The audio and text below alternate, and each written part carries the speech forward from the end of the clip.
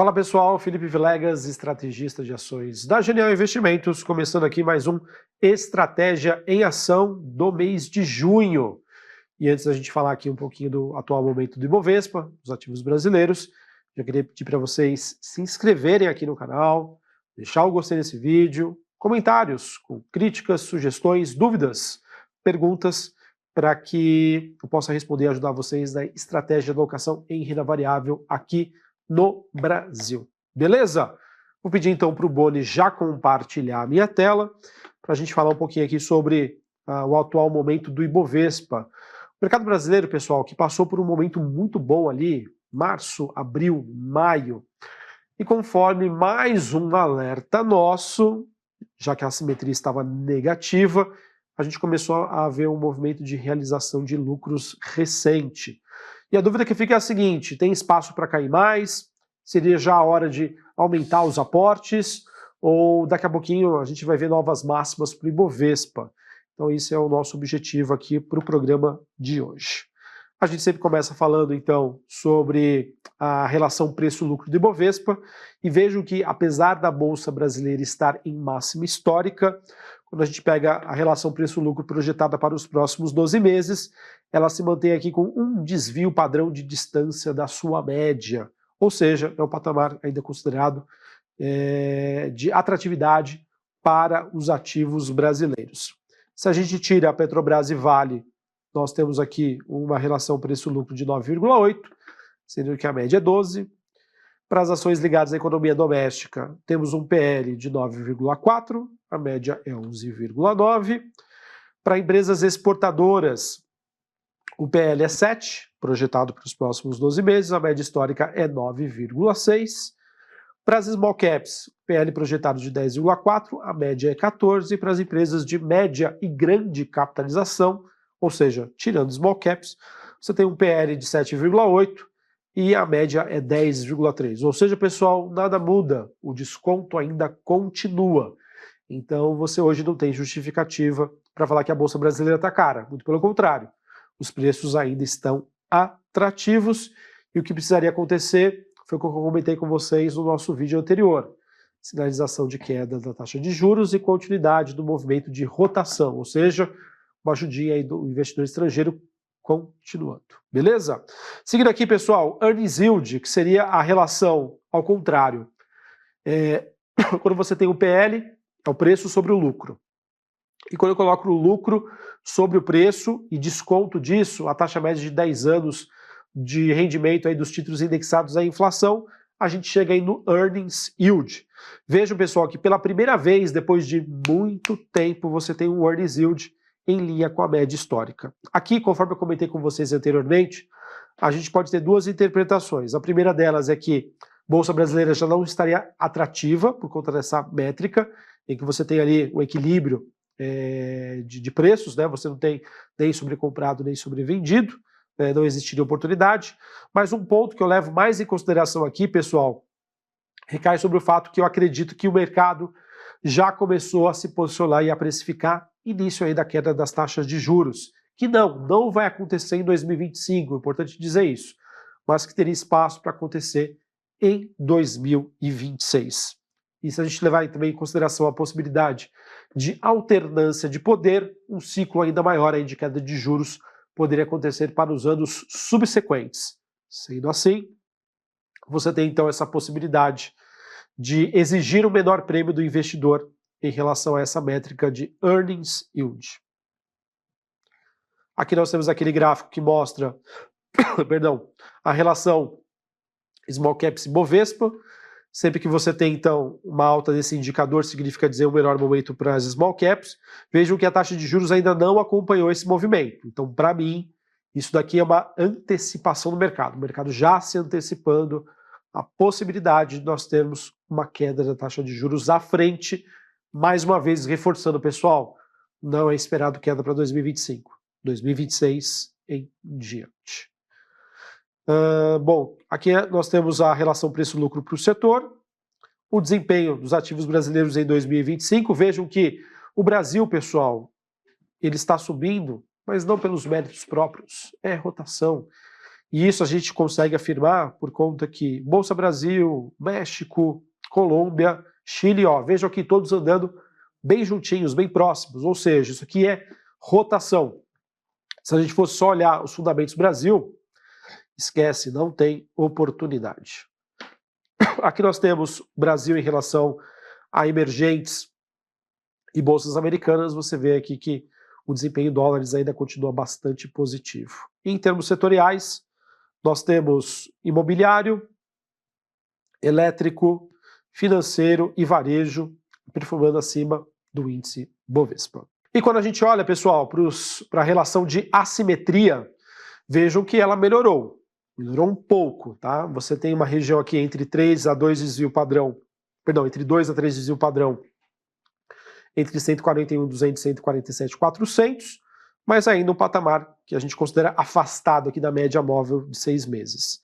O ideal, pessoal, o ideal é se caso essa realização de lucros continuar, que teremos uma nova oportunidade de entrada, uma boa oportunidade, ali próximo dos 130 mil pontos.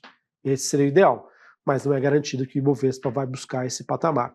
Mas ficamos muito felizes aqui, pessoal, de mais uma vez, a gente passou o alerta aqui para vocês no último programa. Olha, se vocês já estiverem comprados, realiza a exposição parcial, enfim, total, a maneira como que vocês gostam aí de fazer a estratégia, olhando para a carteira em renda variável de ativos aqui no Brasil, ou para novas entradas, entra aí com uma parcela menor. Então, dito e feito, o Bovespa aí começou a realizar.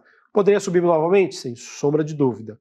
Mas eu vejo que para uma alocação talvez de mais longo prazo, uma estratégia de um aporte maior, para mim o ponto ideal se nesse caso o Ibovespa realizasse até essa faixa em torno dos 130 mil pontos. Nós temos no radar, pessoal, guerra tarifária, um aumento aí recente dos conflitos geopolíticos, situação fiscal brasileira, possibilidade aí de novos pacotes de bondades, ou seja, um ambiente um pouco mais favorável para que essa queda continue. Mas isso não vai ser impeditivo se a rotação continuar. Falando em rotação, pessoal, olhando aqui para o fluxo do investidor estrangeiro, se a gente pegar os últimos números que nós temos, aqui no caso atualizado até o dia 6 de junho, nós temos aqui mais uma entrada de quase 2 bilhões de reais, depois de uma entrada em maio de 10,5 bi. Essa entrada em maio, pessoal, foi maior das entradas dos últimos 12 meses, mostrando que realmente o efeito rotação beneficiou em muito o mercado brasileiro no mês de maio. Em relação ao institucional, pessoal, o volume de baixas não para, tá? Você tem aqui, não digo que é o 12º mês consecutivo de saída, porque essa saída começou em abril do ano passado, mas nos últimos 12 meses a gente tem algo aqui de saída em torno acima dos 60 bilhões de reais, e olhando somente para 2025, quase 25 bilhões de reais de saída. Esse é mais um ponto que eu trago aqui de possibilidade de continuidade do movimento de alta do Ibovespa quando esse sentimento melhorar desse carinha aqui, do investidor institucional. Quando é que ele começa a comprar, Vilegas?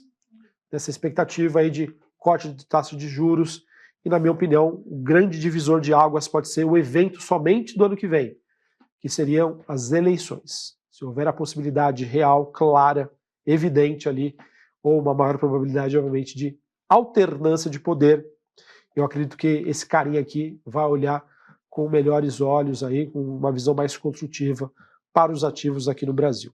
Enquanto pessoa física, o pessoal mantém ali o seu ritmo de entrada no ano, compras de 5,5 bilhões de reais. Sobre a postura do investidor, pessoal, a gente não teve aí uma grande mudança desde o nosso último relatório. Vejam que acabou se mantendo ali, né, o nível de entrada do investidor agressivo e o defensivo. Então segue o jogo, por enquanto, o investidor que está se posicionando em ativos brasileiros está buscando, em sua maioria, aí, por ativos mais agressivos, ou seja, com betas maiores do que um.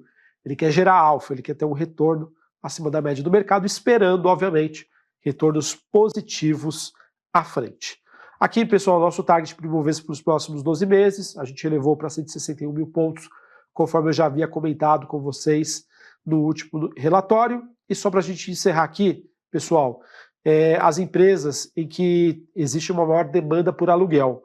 Ou seja, quem o mercado está mais acreditando que vai passar por um movimento de queda, de realização, de tendência de baixa. Então hoje nós temos aqui a Minerva, empresa do setor de frigoríficos, Azul, Simpar, Auren, Vamos, Pets, Gol, MRV, Movida e Amélios. Vejam aqui, pessoal, que quando a gente vai fazer uma avaliação aqui das empresas, Azul e Gol vocês já sabem, situação bastante negativa para o setor aéreo aqui no Brasil, as duas empresas em recuperação judicial, né, pediram ao Chapter 11 dos Estados Unidos. Simpar, Vamos, MRV, Movida, são teses ali de taxa de juros. Juros altos prejudicam aí o resultado dessas companhias. Agora, quando a gente tem Minerva, você tem, obviamente, um frigorífico, né, que diferentemente do que nós temos acompanhando aí para o setor, está numa movimentação mais positiva. Em relação a Auren, acredito que seja fundamentos aqui, não vou saber a história aqui de Auren de cabeça. Sobre Pets, nós temos essa combinação de negócios, essa fusão com a Cobasi. E sobre a Amélios, pessoal, recentemente a empresa anunciou a captação de recursos, né, o follow-on, que inclusive vai acontecer, né, o preço de oficialização desse follow-on acontece dia 12 de junho, é o dia que eu estou gravando aqui essa estratégia, e o objetivo da captação desses recursos seria para comprar Bitcoin. Então o mercado se proteger aqui para uma baixa, tá bom? E olhando aqui dividido por setor, obviamente o setor aéreo é o setor que mais demanda aluguel. Tá certo? Bom, pessoal, então era isso que eu tinha para passar para vocês, em termos de atualizações do mercado. Vejam que não temos grandes novidades. A mudança que nós temos é a seguinte: o ambiente lá fora é um pouco mais tenso, isso está promovendo aí queda, né, realização das principais bolsas globais, o Brasil se inclui nesse rol. O preço, a questão técnica melhorou um pouco, mas ainda está longe do ideal, que seria uma grande oportunidade. E olhando para o noticiário Brasil, vejo um noticiário um pouco mais desafiador. Então eu acho que eu mantenho meu tom de cautela, tá? Não vejo aí talvez uma grande oportunidade de realização de lucros, mas pode ser que surjam ali oportunidades, não olhando para a bolsa como um todo, mas em ações ali individuais para você aumentar a exposição. Eu que defendo aqui, acredito que olhando para o horizonte de maior prazo ali, 2, 3 anos, as empresas de melhor capitalização, acredito eu, que possam trazer bons retornos neste período, envolvendo queda de juros e alternância de poder, mas até lá, muita volatilidade a gente vai acompanhar, tá certo? Um abraço, deixe o seu gostei aqui no vídeo, se inscreva no canal, deixe também aqui o seu comentário com dúvidas, perguntas, críticas, sugestões. Fazer com educação é tudo sempre muito bem-vindo. Um abraço e até a próxima.